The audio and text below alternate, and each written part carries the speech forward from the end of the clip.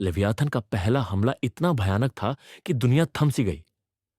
Malaysia, Thailand, Indonesia और श्रीलंका जैसे देश समुद्र की आग में जलकर खाक हो चुके हैं।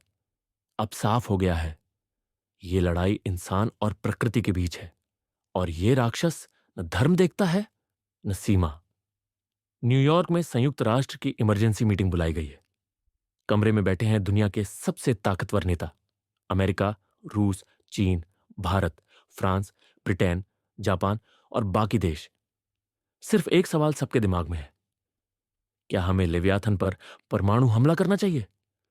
लेकिन इस सवाल के बाद मीटिंग में बैठे सभी देश के नेता दो पक्षों में बंट गए।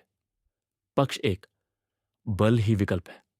कुछ देश जैसे अमेरिका, रूस और चीन कहते हैं, अगर हमने अब हमला नहीं किया तो अगला निशाना टोक्यो, न्यूयॉर्क या लंदन होगा। उनकी सोच साफ है, इस राक्षस को जितना जल्दी खत्म करो उतना अच्छा। पक्ष दो, प्रकृति को मत छेड़ो। भारत, फ्रांस और जापान जैसे देश चेतावनी देते हैं, लेवियाथन सिर्फ एक जानवर नहीं है, वो प्रकृति का रक्षक है। अगर उस पर हमला किया तो पूरी धरती का संतुलन बिगड़ जाएगा। भूकंप, सुनामी, रेडिएशन सब साथ आएंगे।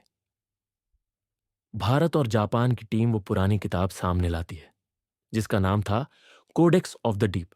उसमें लिखा है, लेवियाथन को हराने के लिए चाहिए 3 प्राचीन सील्स ऑफ बैलेंस और एक बलिदान। कुछ लोग इसे अंधविश्वास मानते हैं, पर कुछ कहते हैं शायद यही हमारी आखिरी उम्मीद है। कई घंटों की बहस के बाद तय होता है कि एक नया वैश्विक समूह बनाया जाएगा जिसका नाम होगा अर्थ डिफेंस अलायंस, एडीए। इसका मकसद लेवियाथन की हर हरकत पर नजर रखना, सील्स ढूंढना और जब तक जरूरत ना हो परमाणु हमला रोक कर रखना। लेवियाथन अब अंडमान सागर की ओर बढ़ रहा है। दुनिया के पास कुछ ही दिन बचे हैं।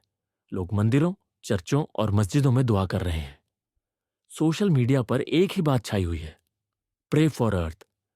लेकिन कुछ देश ईडीए में शामिल नहीं होते, उनके इरादे कुछ और हैं। अगले एपिसोड की झलक, क्या सील्स ऑफ बैलेंस मिल पाएंगे? कौन देगा वो बलिदान? और क्या हर देश वाकई साथ है? युद्ध अब शुरू नहीं हुआ, ये बस पहला कदम है।